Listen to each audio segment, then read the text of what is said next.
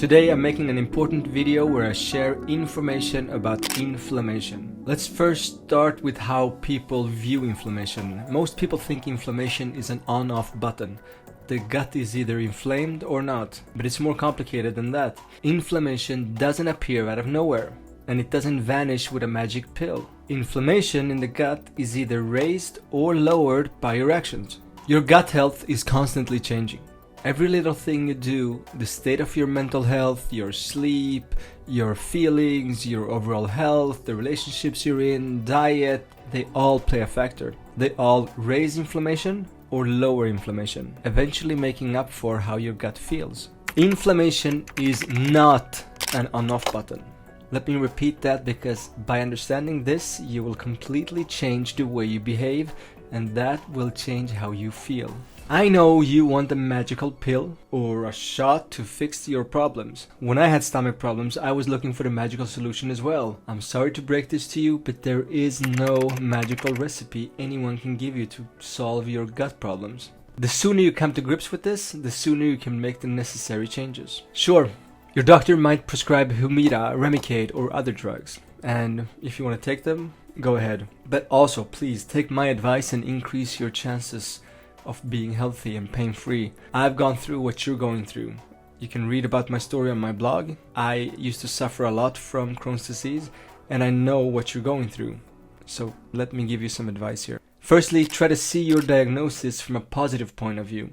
I know this might sound weird, but bear with me as I explain myself through an old Chinese proverb. Once upon a time, there was a Chinese farmer who lost a horse.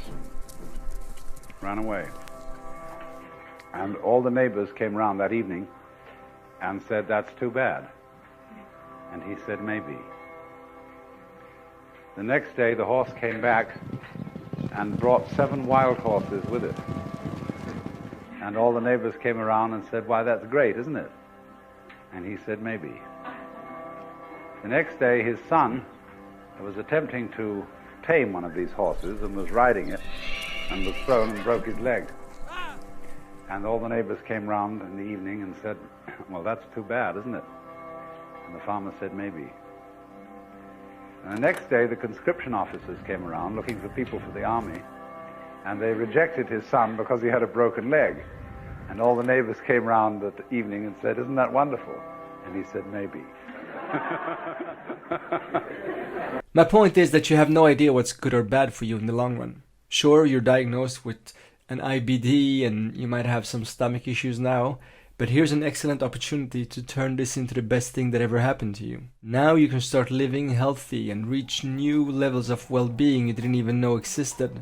Your diet matters. Of course it matters. Doctors who say it doesn't, they're ignorant. And I'm pretty sure they don't read any PubMed articles or listen to podcasts that discuss newly published scientific data. I'm sure they don't, because if they would see that more and more data suggests that diet matters, and if we feel it in our body after we eat something, we know it matters. And I know because I've lived it.